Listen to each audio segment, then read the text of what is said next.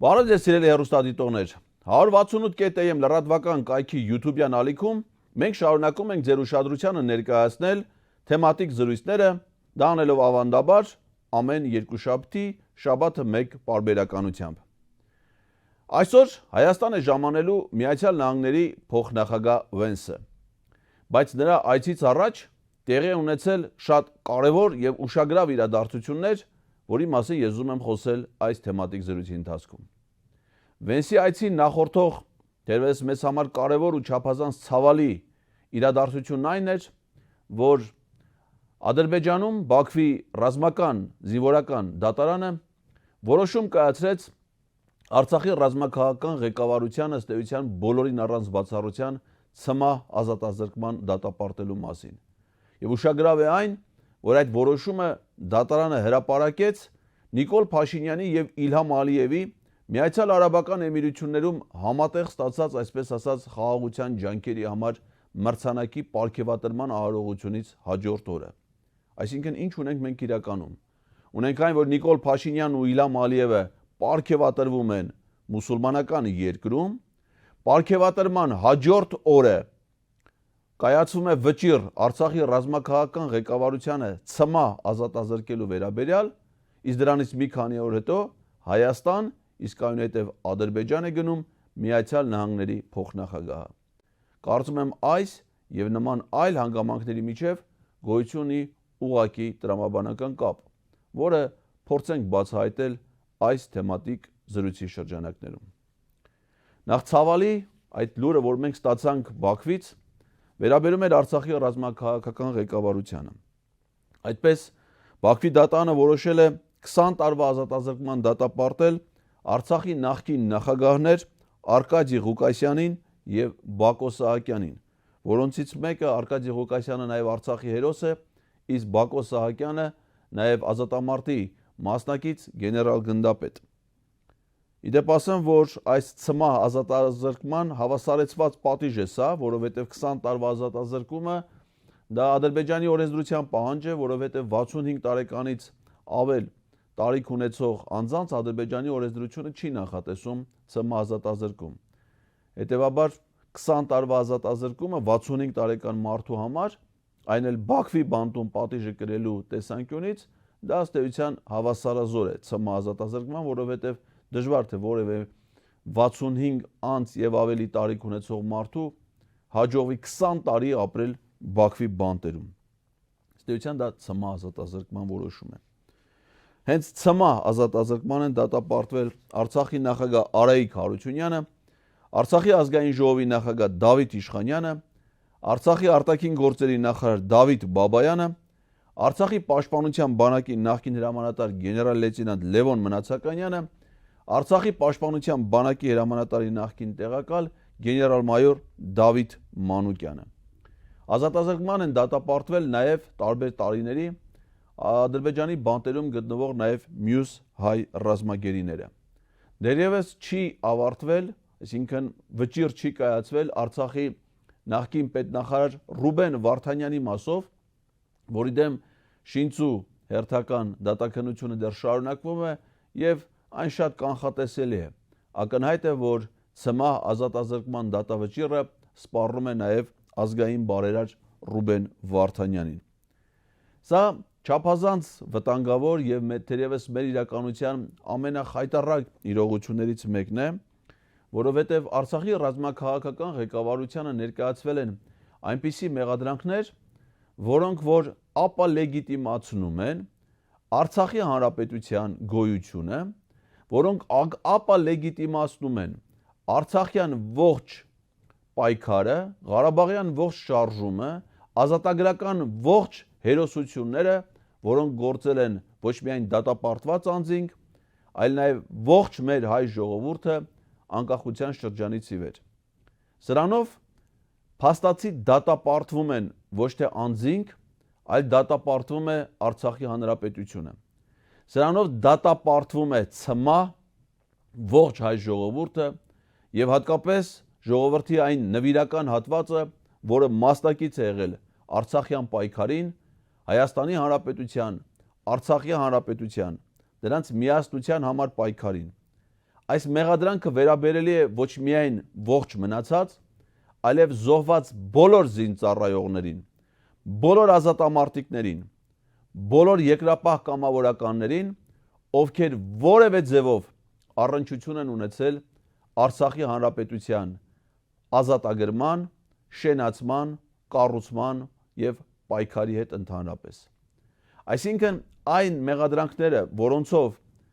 առավելագույն պատժի են արժանացել Արցախի ռազմաքաղաքական ղեկավարությունը եւ որոնցով պետք է պատժի արժանա նաեւ Ռուբեն Վարդանյանը, որովհետեւ այդպիսին են նրան ներկայացված մեղադրանքները, ըստ էության վերաբերել են հայ ժողովրդի մեծագույն հատվածին, որովհետեւ ստացվում է, որ Արցախում մեր որևէ մեկի գտնվել առանց Ադրբեջանի իշխանությունների թույլտվության դեռևս 91 թվականից ի վեր, դա արդեն Ադրբեջանի օրենսդրությամբ հանցագործություն է համարվում։ Այսինքն բոլոր այն հայերը, անկախ դրանից նրանք ապրում են Հայաստանում թե արտերկրում, եթե կյանքում գեթ մեկ անգամ եղել են Արցախում, ապա նրանց վերաբերելի այն մեղադրանքը, որով այսօր դատվում է Ռուբեն Վարդանյանը։ Դա կոչվում է Ադրբեջանի պետական սահմանը ապօրինի հատելու մասին հանցագործություն։ Այսինքն, եթե որևէ մեկս գնացել է Արցախ եւ Ադրբեջանի իշխանությունները չեն տվել այդ այցի վերաբերել համաձայնություն, Ադրբեջանի սահմանապահները չեն դրոշմավորել այդ այցը մեր անձնագրերում, ապա դա համարվում է հանցագործություն։ Հիմա ինձ լսող մարդիկ թող հասկանան, արդյոք այդ մեղադրանքները եւ դատավճիռները իրենց վերաբերելի է թե ոչ։ Ցավոք Հայաստանի իշխանությունների պատճառով դա դարձել է վերաբերելի բոլորիս։ Արցախի նախագահներին, պաշտպանության բանակի հրամանատարներին ներկայացվող մեղադրանքը վերաբերվում է այն բանին, որ Արցախի պաշտպանության բանակը համարվում է նրանց ընկալումներում որպես ապօրինի ռազմական ահաբեկչական կազմավորում,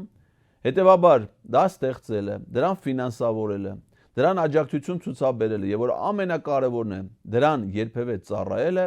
համարվում է հանցագործություն Ադրբեջանի պետության դեմ։ Այս մեղադրանքները վերաբերելի են Արցախի պաշտպանության բանակի հետ որևէ ձևով, որևէ առնչություն ունեցած ցանկացած մարդու։ Սկսած մեր այն 18 տարեկան երիտասարդներից, արդեն կարելի ասել 100,000-ավոր այս տարիների ընթացքում, ովքեր իրենց ժամկետային զինվորական ծառայություն անցկացրել են Արցախի պաշտպանության բանակում, այս մեղադրանքը վերաբերելի է նրանցից բոլորին։ Էլ չեմ ասում պաշտպանության բանակի պայմանագրային զինծառայողների, սպաների, գեներալների, պաշտպանության բանակի նյութատեխնիկական մատակարարում իրականացրած, կապիտալ շինարարություն իրականացրած կազմակերպությունների, դրանց ղեկավարների, աշխատակիցների, կարելի ասել ողջ հայ ժողովրդի, որովհետև սրանով դատվում են ոչ թե մարդիկ, այլ դատվում է պետությունը։ Եվ պարզվում է, որ այս մեղադրանքը վերաբերելի է ոչ միայն Արցախի, այլև Հայաստանի ռազմաքաղաքական ղեկավարությանը, որովհետև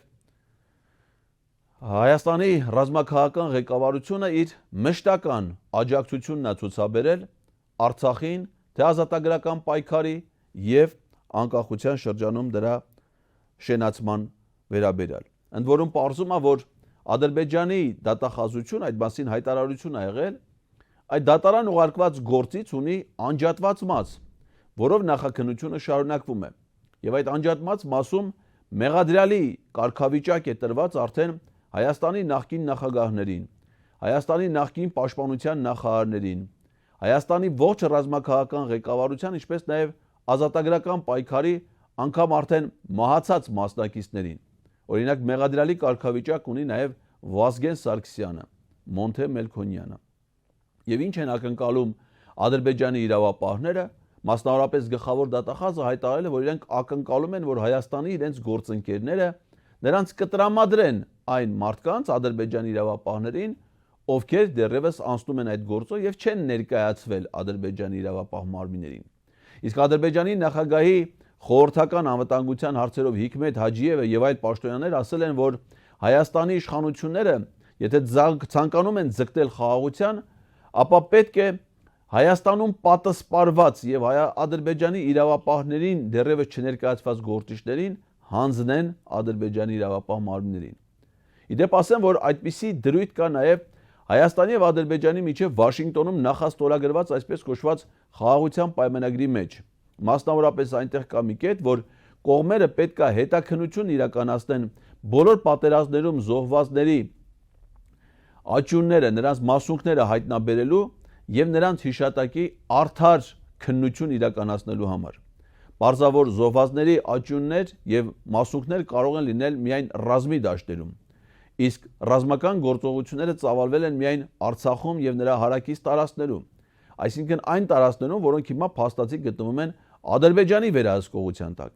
Հետևաբար այստեղ խնդիրը վերաբերում է ոչ թե կողմերին, որ պետք է հայտնաբերեն զոհվածների մասունքներ եւ աճյուններ, այլ ընդհանրապես դրանցից մեկին, Ադրբեջանին, որովհետեւ ֆիզիկապես երկրորդ կողմ այդ հարաբերություններում գոյություն չունի։ Եվ եթե Ադրբեջանը հայտնաբերում է զոհված զինծառայողների մասունքներ, աճյուններ, ապա արդար հետաքննություն է իրականացնում։ Ինչ է դա նշանակում։ Դա նշանակում է պարզել, թե ինչպես, երբ, ինչ հանգամանքներում, ում կողմից, ում որոշումներով զոհվել են այդ մարդիկ։ Բնականաբար դա վերաբերելու է Պաշտպանության բանակին եւ Հայաստանի ռազմաքաղաքական ղեկավարությանը, այնպես որ այս վտանգավոր որոշումների իմաստը ոչ թե միայն այս գործիչներին դատապարտելն է, այլ շարունակելը դա։ Ինչն է հետաքրքիր, որ Բաքվի դատարանի կողմից կայացված վճռին նախորդել է 1 օր առաջ Միացյալ Արաբական Էմիրություններում Նիկոլ Փաշինյանի եւ Իլհամ Ալիևի Զայեդի մրցանակ ստանալը։ Իսկ դրանից մի քանի օր առաջ Ֆրանսիայի ազգային ժողովն էր միաձայն 183 կողմ 0 դեմ ձայների հարաբերակցությամբ ընդունել բանաձև, որը վերաբերվում էր Բաքվում պահող հայ ռազմագերիների ազատ արձակմանը։ Միացյալ Նահանգների փոխնախագահ Վենսի Հայաստան կատարելիք այցի կապակցությամբ նույնպես բազմաթիվ անհատներ եւ կազմակերպություններ հայկական, այդ թվում Միացյալ Նահանգներում գործող կազմակերպություններ դիմել են ԱՄՆ փոխնախագահին, որպեսզի նա տարածաշրջան իր այցի ընթացքում մասնավորապես Բաքու կատարելիք այցի ժամանակ պահանջի, խնդրի, միջնորդի, որպեսզի Ադրբեջանը ազատ արձակի Արցախի ռազմաքաղաքական ղեկավարությանը եւ գերիներին։ Թե ինչ արդյունք դա կտա, մենք կիմանանք ընդամենը մի քանի օր անց, բայց պարզ էր, որ դատավճռի իմաստը այն էր, որպեսզի կանխեր հնարավորինս անգամ ամերիկյան միջնորդությունը։ Հայաստանի իշխանությունները այս դատավճռի վերաբերյալ որևէ պաշտոնական արձագանք չեն ունեցել։ Մենք չենք լսել որևէ հայտարարություն ոչ վարչապետի աշխատակազմից եւ ոչ էլ արտաքին գործերի նախարարության կողմից։ Իդեպ ասեմ, որ ՑՄԱ ազատազրկման դատապարտված եւ Ադրբեջանի օրենսդրությամբ հանցագործ ճանաչված Արցախի 2 նախագահներ պաշտոնավարել են Նիկոլ Փաշինյանի պաշտոնավարման ժամանակաշրջանում։ Ադրբեջանա-թուրքական հեղափոխության շրջանում 2018 թվին Արցախի նախագահն էր Բակո Սահակյանը, ով պաշտոնավարել է մինչև 2020 թվականի մայիսը։ Իսկ դրանից հետո Արցախի նախագահ է ընտրվել Արայիկ Հարությունյանը, որը պաշտոնավարել է նաև 44-օրյա պատերազմի ժամանակահատվածում եւ նաև դրանից հետո մինչև 2023 թվականին Իլհամ Ալիևի պահանջով ներկայացրեց հրաժարական։ Այսինքն նրանք ուղիղ համագործակցել եւ աշխատել են Նիկոլ Փաշինյանի հետ, ընդ որում Նիկոլ Փաշինյանը մինչև ադրբեջանա-թուրքական հեղափոխությունից հետո մինչև պատերազմը բազմիցս է այցելել Արցախ։ Նրա որդին Աշոտ Փաշինյանը կամավոր հիմունքներով հրաժարվել է մասնակցել զորամասի ընտրության վիճակահանությանը, խնդրելով, որպեսզի իր ժամկետային զինվորական ծառայությունը կազմակերպվի Արցախի պաշտպանության բանակում։ Նրա ծնողները բազմիցս են այցելել Արցախ, տեսակցելու նաև իրենց ծառայության մեջ գտնվող որդուն։ Նիկոլ Փաշինյանը անգամ հպարտանում էր ասելով, որ Հայաստանի ոչ մի նախագահ այդ ժամանակահատվածում այնքան շատ ինտենսիվ այցելություններ Արցախի հանրապետություն չի ունեցել, որքան որ ինքը։ Նա հպարտորեն օգտագործում էր Արցախ, Արցախի հանրապետություն, Արցախի ժողովուրդ, եզրույթները, խոսում Արցախի անկախության, Արցախի ինքնորոշման իրավունքի ճանաչման, Արցախի անկախության միջազգային ճանաչման, Արցախի պաշտպանության բանակի նրա կարողությունների ամրապնդման մասին։ Այսինքն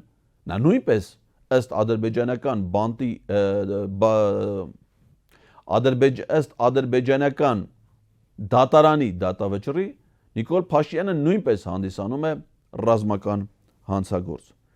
Ոչ մի արձագանք Հայաստանի իշխանություններից։ Միակ արձագանքը այդ դատավճռի վերաբերյալ, որ հնչել է մամուլում իբրև պաշտոնյայի, դա եղել է Ռուսաստանի պետական դումայի պատգամավոր, ավելին Դումայի ԱՊՀ հարցերով Եվրասիական ինտեգրման եւ հայրենակիցների հետ կապերի կոմիտեի նախագահի առաջին տեղակալ, իշխող Եդինայա Ռոսիա կուսակցության անդամ Կոնստանտին Զատուլինի կողմից։ Ընդ որում նրա հայտարարությունները անարձագանք չեն մնացել, անմիջապես Բաքվում Ադրբեջանի արտգործ նախարարությունը հրավիրվել Ադրբեջանում Ռուսաստանի Դաշնության դեսպանը, որին Ադրբեջանի իշխանությունները հանձնել են բողոքի նոտա եւ պահանջել, որպեսզի Զատուլինը այլևս որևէ նմանատիպ հայտարարություններով երբևէ հանդես չգա։ Սա Նիկոլ Փաշինյանին պարզումը չի հետաքրում։ Իսկ ինչ էր հետաքրում Նիկոլ Փաշինյանին այդ օրերին։ Այդ սպասվող եւ իր համար արդեն կանխատեսելի, բոլորիս համար կանխատեսելի դատավճռից առաջ մրցանակաբաշխություն Միացյալ Արաբական Էմիրություններում։ Մրցանակը, որը շնորհվեց միաժամանակ Նիկոլ Փաշինյանին եւ Իլհամ Ալիևին, կրում է Միացյալ Արաբական Էմիրությունների Շեյխ Զայեդի անվանումը։ Այդ հիմնադրամը ստեղծվել է առանձին հիմնադրամ, որը հիմնադրվել է 2019 թվականից եւ ամեն տարի որոշակի թվով մարդկանց ճանաչում է որպես այդ մրցանակի մրցանակակիրներ։ Մինչ այժմ այդ պարգևին արժանացել են 16 մրցանակակիր 15 երկրներից։ Եվ հետաքրքիր է, որ նրանք որոշել են միաժամանակ պարգևատրել Նիկոլ Փաշինյանին եւ Իլհամ Ալիևին։ Հետաքրքիր է նաեւ այն, որ այդ մրցանակի շնորհման խորհրդի կազմում ընդգրկված են մի շարք գործիչներ, այսինքն մարդիկ, ովքեր որ որոշում են կայացնում, թե ում պարգևատրեն։ Եվ հատկանշական է, որ այդ խորհրդի կազմում ընդգրկված է նաև Եվրոպայի խորհրդի նախկին նախագահ եւ Բելգիայի նախկին վարչապետ Շարլ Միշելը։ Ես ուզում եմ հիշեցնել ձեզ սիրելի հեռուստադիտողներ, որ Շարլ Միշելը այն նույն պաշտոնյան էր Եվրոպական միության խորհրդի նախագահ, որը չունենալով որևէ իրավասություն, չունենալով որևէ մանդատ, ավելին խախտելով Հայաստանի եւ Եվրոպական միության միջև դեռևս 2017 թվականի նոյեմբերի 24-ին կնքված ՍԵՊԱ-ի համաձայնագրի դրույթները, որտեղ որ անդրադարձ կար նաեւ Լեռնային Ղարաբաղի խնդրի խաղաղ կարգավորմանը ԵՀԿ Միսկի խմբի համանախագահության շրջանակներում, այլ ոչ Եվրոպական միության, նա 2021 թվականի դեկտեմբերի 14-ից նախաձեռնեց եւ իր հովանու տակ պարբերաբար կազմակերպեց Նիկոլ Փաշինյանի եւ Իլհամ Ալիևի հանդիպումներ, որոնց հետևանքով վերջին հանդիպումից, այսինքն 2022 թվականի օգոստոսի 30-ի հանդիպումից հետո, ընդամենը մեկ ամիս չանցած 2022 թվականի սեպտեմբերի 13-ին, այսինքն 13 օր անցած ըստ էության, Ադրբեջանը հարձակվեց Հայաստանի վրա Ջերմուկի, Վարդենիսի, Սիսիանի, Գորիսի ուղղությամբ, ռազմական գործողությունների հետևանքով զավթեց նոր տարածքներ, իր համար բարենպաստ դիրքեր, ուղիղ նշանառության եւ վերահսկողության տակ վերցնելով Հայաստանի մի շարք խոշոր բնակավայրեր, այդ թվում Վարդենիս քաղաքը, Ջերմուկ, Սիսիան, Գորիս քաղաքները եւ այլ գյուղեր ու բնակավայրեր, գերիշխող դիրքեր եւ բարձունքներ։ Այսինքն պարզ էր, որ այդ բանակցությունները դրանք խաղաղության մասին չէին, որովհետև դրանք հանգեցրեցին նոր պատերազմի, լայնամասշտաբ պատերազմի, որի եւ տարածքային եւ մարդկային կորուստները հայկական զինված ուժերի համար ավելին էին, քան անգամ 2016 թվականի ապրիլյան քարորյա պատերազմի ժամանակ։ Եվ այդ ճնշումների ներքո, այդ պատերազմական գործողություններից հետո նույն այդ Շարլ Միշելը ստորագրեց 2022 թվականի հոկտեմբերի 6-ին Նիկոլ Փաշինյանի, Իլհամ Ալիևի եւ նաեւ Ֆրանսիայի նախագահ Էմանուել Մակրոնի հետ միասին այն երկրորդ կապիտուլյացիոն հայտարարությունը Պրահայում, որով Նիկոլ Փաշինյանը պատմության մեջ առաջին անգամ եղավ այն պաշտոնյան, որը Արցախը ամբողջությամբ ճանաչեց Ադրբեջանի կազմում։ Եվ ահա այդ Շարլ Միշելը, ով իրականացրել է այդ ապօրինի գործընթացը, որի հետևանքը եղել է պաշտոնապես Արցախը Ադրբեջանի կազմում ճանաչելու որոշումը, դարձել է նաև այն պաշտոնյան, ով որ որոշել է պարգևատրել Իլհամ Ալիևին եւ Նիկոլ Փաշինյանին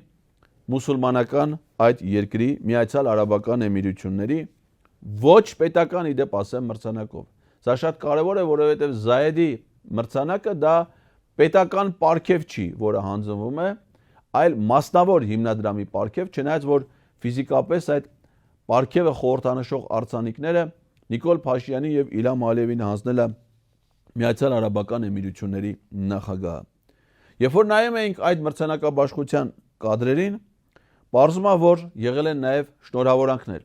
Առանձին շնորհավորանք է եղել միաժամանակ Նիկոլ Փաշինյանի եւ Իլհամ Ալիևին Թուրքիայի նախագահ Ռեջեփ Թայիփ Էրդողանը, իսկ նրա կինը տեսա ուղերձի միջոցով է հղել իր շնորհավորանքն ու ողջունները շահառուներին։ Այդ օրը տեսա ուղերձով հենց նույն հանդիսության արարողության ժամանակ Նիկոլ Փաշինյանին եւ Ալիևին շնորհավորում էին ուրեմն Ղազախստանի, Ուզբեկստանի, Ղրղստանի, Լիբանանի նախագահները, Պակիստանի վարչապետը եւ Հորդանանի թագավորը։ Հորդանի թագավորը իհարկե դերևս այն իմաստով, որ նա նույնպես եղել է այդ Զայեդի մրցանակակիրներից մեկը, իսկ մյուս երկրների կազմը եւ աշխարհագրությունը հուշում է, թե իրականում ովքեր են հանդիսանում Նիկոլ Փաշինյանի եւ Իլհամ Ալիևի հանցակցության եւ մասնավորապես այս օրերին Մեղրին Ադրբեջանին հանձնելու Թրիփ անվանումով Զանգեզուրի միջանցքը Ադրբեջանին հանձնելու գործընթացի իրական շահառուները Ղազախստան, Ուզբեկստան, Ղրղստան, Պակիստան, այսինքն եւ իհարկե Թուրքիա, այսինքն երկրներ, որոնք հանդիսանում են Ադրբեջանի ամենամոտ դաշնակիցները եւ այս գործընթացի հիմնական շահառուները։ Իդեպ ասեմ, որ այս Զայեդի հիմնադրամի ղեկավարությունը մինչև մրցանակի հանձնման արարողությունը դեռևս հունվարին այս տարվա այցելել էր Հայաստան հունվարի 20-ին եւ հանդիպել Նիկոլ Փաշինյանի հետ։ Այդ հանդիպանը եկել էին նաեւ նույն ինքը Շարլ Միշելը եւ մրցանակաբաշխության խորհրդի մի քանի այլ անդամներ։ Հետաքրքիր է, որ սա Արցախը Ադրբեջանին հանձնելուց հետո Նիկոլ Փաշինյանի ստացած երկրորդ մրցանակն է, երկրորդ պարգևը։ Առաջինը նրան շնորհել էր Ղազախստանի նախագահ Տոկաևը, պարգևատրելով նրան Ղազախստանի ոսկե արծիվ շքանշանով։ Ոսկե արծիվ շքանշանը պարզում է Ղազախստանում ամենաբարձր պետական պարգևներից մեկն է, եւ այդ պարգևով Նիկոլ Փաշինյանից առաջ պարգևատրվել է նույն ինքը Ադրբեջանի նախագահ Իլհամ Ալիևը։ Այսինքն ստացվում է, որ Արցախ Ադրբեջանին հանձնելուց հետո Նիկոլ Փաշինյանը եւ Իլհամ Ալիևը սկսում են նույնությամբ պարգևատրումների արժանանալ։ Առայժմ նրանք իրենց ակտիվում ունեն երկու պարգևներ, երկուսն էլ մուսուլմանական երկրներից։ Շատ խորհրդանշական է, որ ղազախական պարգևը կրում է ոսկե արծիվ անվանումը, որովհետև ոսկե արծիվ շքանշանը դա Արցախի հանրապետության բարձրագույն շքանշանի անվանումն էր, որը շնորհվում էր Արցախի հերոսի բարձրագույն կոչման հետ միասին։ Այսինքն բոլոր այն մեր ազգային երևելի գործիչները, ովքեր նշանակալի մասնակցություն են ունեցել Արցախյան պայքարին, Արցախյան հերոսամարտին, Արցախի ազատագրման եւ շենացման գործին, նրանք արժանացել են Արցախի հերոսի կոչմանը եւ դրա հետ միասին նրան շնորհվել է Արցախի հանրապետության ոսկե արծիվ շքանշանը։ Իդեպ ասեմ, որ այդ շքանշանի շահառուներ են Վազգեն Սարգսյանը, Մոնթե Մելքոնյանը, Հայաստանի նախկին նախագահներ Ռոբերտ Քոչարյանը, Սերժ Սարգսյանը, Մոնթե Մելքոնյանը, Արցախյան պայքարի բազմաթիվ այլ գործիչներ, նաև 44 օրյա պատերազմի, նաև ապրիլյան քառօրյա պատերազմի երևելի գործիչներ, զինվորականներ, շարքայիններից սկսած մինչև պետության ղեկավարներ եւ գեներալներ։ Եվ ահա Նիկոլ Փաշինյանն է ստանում ոսկե արծիվ շքանշան, բայց ոչ թե Արցախից, այլ Արցախը հանձնելու համար Ադրբեջանի դաշնակից երկրներից մեկից մուսուլմանական Ղազախստանից։ Եվ ահա երկրորդ մուսուլմանական պարգևը Նիկոլ Փաշինյանին Միացյալ Արաբական Էմիրություններից։ Եվ ինչն է հետաքրքիր, որ պարզվում է, որ Զայեդի մրցանակի հետ միասին մրցանակակիրներին հանձնվում է նաև $1 միլիոն գումար։ Այսինքն Նիկոլ Փաշինյանը Արցախը Ադրբեջանին հանձնելու համար ստանում է ոչ միայն պարգևներ, այլ նաև ֆինանսական փոխհատուցում, հոնորարներ։ Իհարկե, նույն Կոստանդին Զատուլինը, որի հայտարարության համար նա հրավիրվել էր արտաքին գործերի Ռուսաստանի դեսպան հրավիրվել էր Ադրբեջանի արտաքին գործերի նախարարություն, նա հայտարարել էր, որ հավանաբար Նիկոլ Փաշինյանը Ալիևից ստացել է նաև այն $5 միլիարդ գումարը, որը որ խոստացվել էր դեռևս Սերժ Սարգսյանի եւ Լուկաշենկոյի հանդիպման ժամանակ։ Նա այդպիսի կարծիք է հայտնել, որ Նիկոլ Փաշինյանը հավանաբար նաև այդ գումարն է ստացել, բայց դա վարկած է, որը դեռ չի հաստատվել, բայց այն, որ այդ Զայեդի մրցանակի հետ միասին մրցանակակիրին շնորհվում է $1 միլիոն, դա փաստ է եւ հասանելի տեղեկություն։ Ինչն է հետաքրքիր, որ այդ արարողության ժամանակ առաջինը որոշեց, որ պետք է խոսի Իլհամ Ալիևը եւ Նիկոլ Փաշինյանը բնականաբար սիրահոժար նրան զիջեց այդ իրավունքը, որովհետեւ արարողակարգը չէր նախատեսում ելույթների հերթականություն։ Իհարկե նման դեպքերում որպես կանոն կիրառվում է այբենականության սկզբունքը, իսկ այդ դեպքում պետք է առաջինը խոսեր Հայաստանի վարչապետը, այլ ոչ թե Ադրբեջանի նախագահը։ Բայց Նիկոլ Փաշինյանը դիտմամբ է կարծում եմ իր տեղը զիջում բոլոր հնարավոր դեպքերում Իլհամ Ալիևին, նաև այն բանի համար, որ նա իր ելույթը ընթացս խմբագրի, հաշվի առնելով Ալիևի ելույթում հնչած թեզերը, որպեսզի ինքը որևէ դեպքում հանկարծ չարտահայտի մտքեր, մոտեցումներ, որոնք հակադիր կլինեն Իլհամ Ալիևի տեսակետներին։ Նիկոլ Փաշինյանը պարզում է, որ Միացյալ Արաբական Էմիրություններ էր գնացել ոչ միայն մրցանակ ստանալու, այլև Իլհամ Ալիևի հետ երկկողմ ձևաչափով պաշտոնական հանդիպում ունենալու համար։ Ուզում եմ հիշեցնել ձեզ, սիրելի հեռուստադիտողներ, որ Նիկոլ Փաշինյանն ու Իլհամ Ալիևը վերջին անգամ Վաշինգտոնում օգոստոսի 8-ի փաստաթղթերը ստորագրելուց առաջ վերջին անգամ հանդիպել են կրկին Աբու Դաբիում, Միացյալ Արաբական Էմիրություններում, եւ նրանք հանդիպում են ունեցել ոչ միայն պատվիրակություններով, որի կազմում եղել է նաև Մեհեր Գրիգորյանը փոխվարչապետ, որը հայ-ադրբեջանական գործընթացում ստանձնել է շատ ավելի մեծ պատասխանատվություն ու պարտականություններ, քան միայն սահմանային հանձնաժողովի համանախագահ լինելն է, այլ նաև այլ բարձրաստիճան պաշտոնյաներ, բայց նրանցից ընդհանրայնված կազմով հանդիպումից բացի Նիկոլ Փաշինյանը եւ Իլհամ Ալիևը ունեցել էին մոտ 5 ժամ տևողությամբ առանձնազրույց, որի բովանդակության մասին մինչ այժմ ոչ ոք չգիտի։ Հստակեցնելով իրենց բոլոր մոտեցումները, նրանք ըստ էության գնացին Վաշինգտոն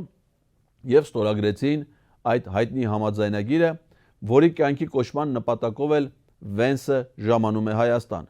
Այսինքն նրանք մի անգամ Աբու Դաբիում տևական հանդիպում են ունեցել Վաշինգտոնյան հանդիպումից առաջ եւ մի անգամ էլ երկարատև հանդիպում են ունեցել քննարկելու բոլոր այն դետալները ԱՄՆ փոխնախագահ Վենսի այցելությունից առաջ, այսինքն նրանց իրենց մոտեցումները հստակեցրել եւ նույնականացրել են, որպեսզի Միացյալ Նահանգներին Հայաստանն ու Ադրբեջանը ներկայացնեն միանման, համարժեք եւ բնականաբար, ինչպես միշտ, ցավոք սրտի վերջին շրջանում Ադրբեջանի շահերից բխող մոտեցումները։ Հետաքրքիր է ուշագրավ, որ Նիկոլ Փաշինյանի եւ Իլհամ Ալիևի հանդիպման ժամանակ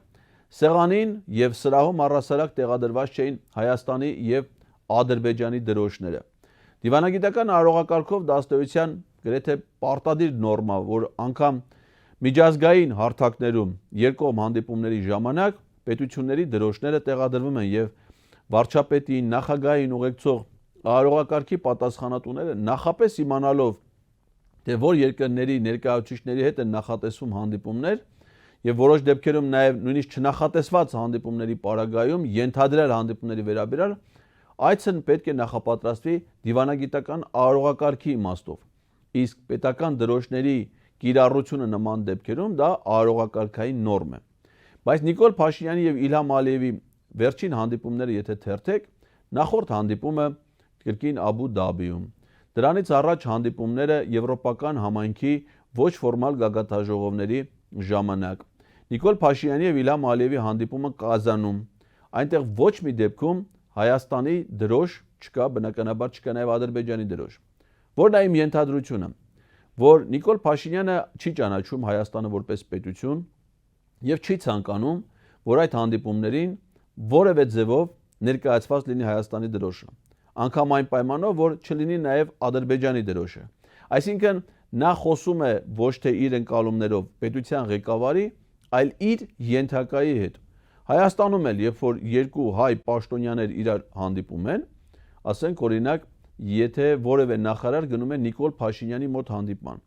սեղանին Հայաստանի երկու դրոշներ չի տեղադրվում։ Աշխատանքային է քննարկումը, որովհետև հանդիպել է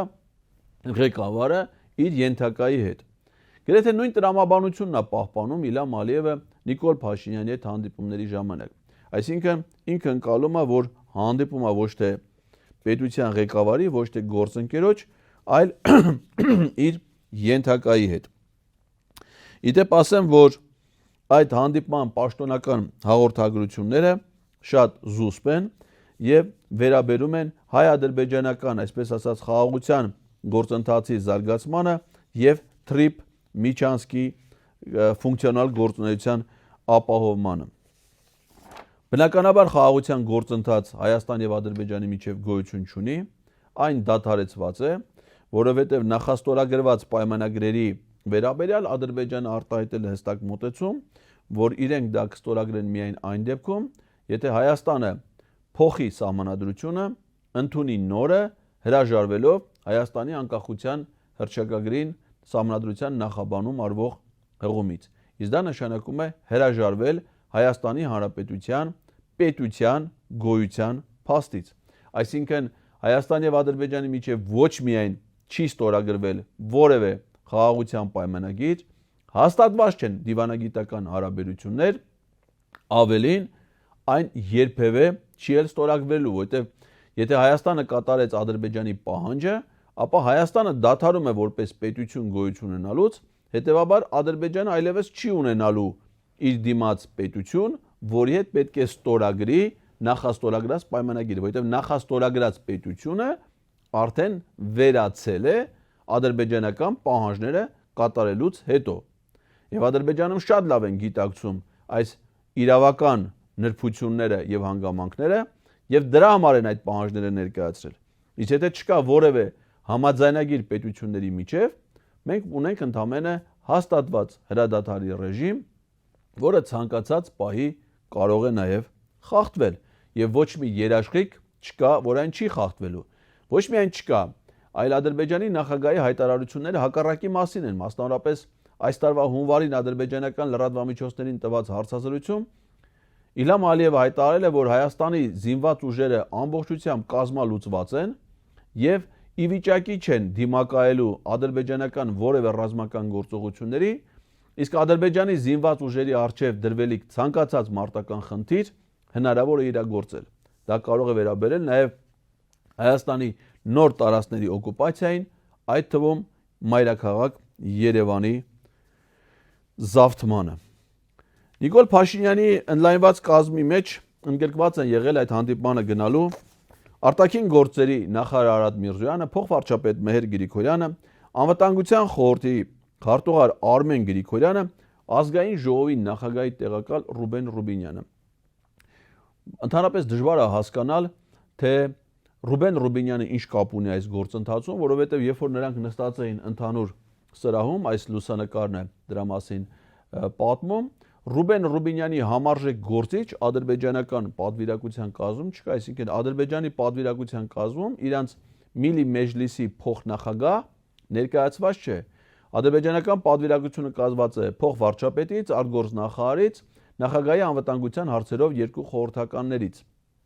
Իսկ հայկական կողմից համարժեք պաշտոնյաներ են բացի Ռուբեն Ռուբինյանից։ Իդեպ նա ապօրինի կերպով իրականացնում է, այսպես ասած, հայ-թուրքական հաշտեցման գործընթացում հայկական կողմի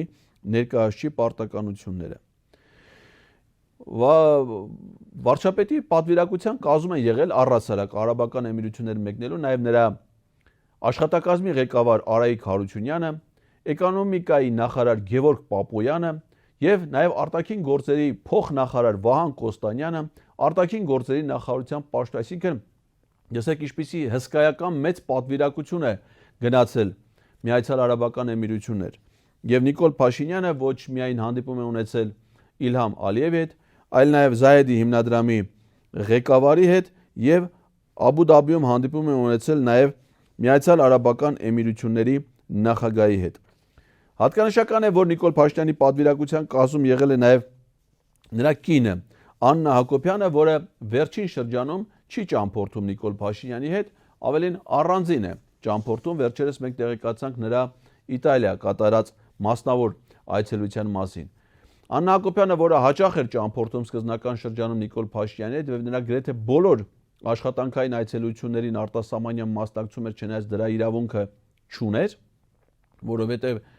ընտանիքի անդամները պետությունների ղեկավարների եւ պաշտոնատարների նրանց կարող են ուղեկցել ըստ արարողակարգի միայն պետական եւ պաշտոնական այցելությունների ժամանակ։ Աշխատանքային այցելությունները դրանք աշխատանքային պարտականությունների կատարմանը միտված այցելություններ են։ Հետևաբար ընտանիքի անդամները դրան մասնակից լինել չեն կարող։ Դա նույնն է, որ ընտանիքի անդամները գնան նաև իրենց հարազատի ընտանիքի մյուս անդամի աշխատավայր եւ գտնվեն նրա աշխատասենյակում, մասնակցեն նրա աշխատանքային հանդիպումներին, խորհրդակցություններին, քննարկումներին, նիստերին։ Դա անթույլատրելի է։ Եվ Աննա Հակոբյանը այսպիսի կարգավիճակով, անթույլատրելի անօրինական կարգավիճակով մի շրջագայել է իր ամուսնու հետ, չնայած պարզվում է, որ նրանք նաև ամուսիններ էլ չեն, եւ իսկ վերջի շրջանում, չգիտեմ ինչ-որ ինչով է դա պայմանավորված, նա չի գնացել Նիկոլ Փաշինյանի հետ աշխատանքային այցերին, բայց Աբու Դաբի մեկնել է։ Ես կարծում եմ, որ սա թերևս պայմանավորված է դրանով, որ Ադրբեջանի առաջի տիկինը, որը նաև Ադրբեջանի առաջի փոխնախագահն է, նույնպես մասնակցել էր իր ամուսնու պարգևատրման արարողությանը եւ թերևս պահպանելու համար պրիորիտետը, հավասարությունը Աննա Հակոբյանը ուղղակի ժեստ էր արել իօքուտ ոչ թե իր ամուսնու, այլ Ադրբեջանի առաջի տիկնոջ Մեհրիբան Ալիևային։ Հատկանշական է նաև այն, որ այս հանդիպումներից հետո Միացյալ Արաբական Էմիրություններում կնքվել է ռազմատեխնիկական համագործակցության նոր համաձայնագիր Ադրբեջանի եւ Միացյալ Արաբական Էմիրությունների միջև եւ դրա շրջանակներում կազմակերպվել են ադրբեջանա-էմիրական համատեղ զորավարժություններ, որոնց ներկա են գտնվել Ադրբեջանի նախագահը եւ Միացյալ Արաբական Էմիրությունների նախագահը։ Սա շատ խորհրդանշական է, որովհետեւ սա ցույց է տալիս էմիրությունների ռազմական համագործակցության պատրաստ, որի դեպք չկա Հայաստանի հետ։ Ասեմ մեր սիրելի հեռուստադիտողներին, որ Միացյալ Արաբական Էմիրությունները Ադրբեջանի, Թուրքիայի վաղեմի դաշնակիցներն են, նրանք շատ մտերիմ հարաբերություններ ունեն, փոխադարձ այցելություններով եւ տարբեր միջպետական համաձայնագրերով հաստատված։ Համեմատության համար ասեմ, որ Միացյալ Արաբական Էմիրությունների նախագահի այցելություն երբեք Հայաստան չի եղել, չնայած Հայաստանից բազմաթիվ այցելությունների եւ Ռոբերտ Քոչարյանի պաշտոնավարման շրջանում եւ Սերժ Սարգսյանի պաշտոնավարման շրջանում ամենաբարձր մակարդակով Հայաստանից մշտապես այցելություններ, չասեմ, որ այն Հանրապետության նախագահ Արմեն Սարգսյանը, եթե չեմ սխալվում, 5 անգամ է իր պաշտոնավարման կարճ ժամանակաշրջանում 2 տարում այցելել Միացյալ Արաբական Էմիրություններ եւ իդեպ Հայաստանից փախել է նա Միացյալ Արաբական Էմիրություններով, այսինքն նա այստեղից փախավ Աբու Դաբի եւ Աբու Դաբից փախավ երրորդ երկիր, կարծեմ Միացյալ Թագավորություն, որից հետո այլևս երբեք Հայաստան չի վերադարձել, այսինքն նրա փախուստը Հայաստանից նույնպես տեղի է ունեցել Արաբական Էմիրություններում։ Իսկ այդքան բազմաթիվ այցելություններին ի պատասխան փոխադարձության սկզբունքով ոչ մի այցելություն չի եղել։ Իսկ Ադրբեջանի եւ Էմիրությունների հարաբերությունները սկզբունքորեն այլ մակարդակի վրա են գտնվում եւ նաեւ համատեղ զորավարժությունները իրենց մեծ խորհուրդ եւ իմաստ պարունակելուց բացի ունեն նաեւ ֆունկցիոնալ նշանակություն։ Զորավարությունները դրանք խաղեր չեն զինվորականների մասնակցությամբ, դրանք իրական նպատակ եւ մտադրություն ունեցող ռազմական գործողություններ նախապատրաստող եւ ռազմական գործողությունների ժամանակ իրենց ուժերը համատեղ օգտագործելուն միտված վարժանքներ են եւ ցանկացած զորավարություն ունի պայման, այդ պայմաններից մեկը պայմանական հակառակորդի արկայությունն է, որովհետեւ զորավարությունը պետքա թիրախավորի որևէ գործողություն, պետքա խնդիր լուծի, խնդրի համար պետքա պայմանական թիրախ հակառակորդ։ Իսկ հետաքրքիր է թե Ադրբեջանի համար, եթե նա երբևէ իրականացնի ռազմական գործողություն, ապա Հայաստանից բացի ուրիշ ո՞զ երկիրը կարող է լինել պայմանական թիրախ։ Իսկ Հայաստանը վերադարձավ այդ զորավարությունների հետ որևէ առնչություն չունեցող մի մրցանակով, որի հետ միասին Նիկոլ Փաշինյանը ստացավ իր վարձատրությունը $1 միլիոն տեսքով։ Դերևս այսքանը, սիրելի հայրենակիցներ, այս թեմայով մենք շարունակենք հետևել Միացյալ Նահանգների փոխնախագահի այսօր մեկնարկող այցին Հայաստան, երկօրյա այց, որից հետո նա անմիջապես շարունակելու է իր այցելությունը սահմանակից մեր համար թշնամական երկիր Ադրբեջանի Հանրապետություն։ Ընդամենը ուզում եմ հիշեցնել, որ սա ըստ էության Հայաստանի եւ Ադրբեջանի քաղաքական կողմնորոշումն արտահայտող այցելություն է։ Սա պատահական այց չէ, Միացյալ Նահանգների եւ նախագահը եւ փոխնախագահը նրանք այդ երկրում իշխանության առանցքային քաղաքական գործիչներ են, նրանք շատ լավ են հասկանում իրենց ցանկացած որոշման արժեքը, նրա գինը, դրա նպատակները եւ վենսը Հայաստան եւ Ադրբեջան զբոսաշրջության նպատակով չի գալիս, նրա նպատակները առաջնային են եւ քաղաքական։ Պարզ է, որ Միացյալ Նահանգների համար ոչ Հայաստանը, ոչ Ադրբեջանը իրենց մասշտաբներով, իրենց նշանակությամբ որևէ երկկողմ հարաբերությունների իմաստով որևէ հետաքրքրություն չեն կարող ներկայացնել։ Միացյալ Նահանգները շահագրգիռ է այլ ուժերի հետ հարաբերություններում։ Իր համար թիրախային են այս տարածաշրջանում մասնավորապես Իրանը եւ Ռուսաստանը, գլոբալ առումով նաեւ այլ երկրներ, ինչպիսիք են Չինաստանը։ Հետևաբար նա իր շահերը առաջ մղելու համար ընդհանրապես ընտրում է գործիքներ, իսկ այդ գործիքների դերում այսօր հայտնվել են իմ կարծիքով Հայաստանն ու Ադրբեջանը։ Մի փոքր տեղեկանքով ամփոփենք այս եթերը։ 2005 թվականին քաղաքական կողմնորոշմանը իր աջակցությունը ցուցաբերելու համար Վրաստան էր մեկնել մայիսի 10-ին Միացյալ Նահանգների ոչ թե փոխնախագահ, այլ նախագահ Ջորջ Բուշը։ Ընդամենը 3 տարի հետո սկսեց ռուս-վրացական պատերազմը, որը անդառնալի կորուստներ բերեց Վրաստանին, վերջնականապես կորցնելով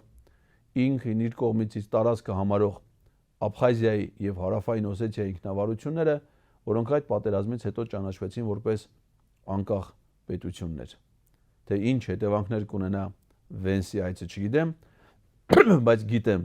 որ դրան նախորդել են հետևանքներ գոնե Հայաստանի համար։ Այսքանը, սիրելի հայրենակիցներ, բաժանորդագրվեք 168.am YouTube-յան ալիքին, հավանեք տարածեք այս տեսանյութը, եթե հարկ համարեք, թողեք նաև ձեր մեկնաբանությունները։ Լավ եղեք, կհանդիպենք հաջորդ երկուշաբթի։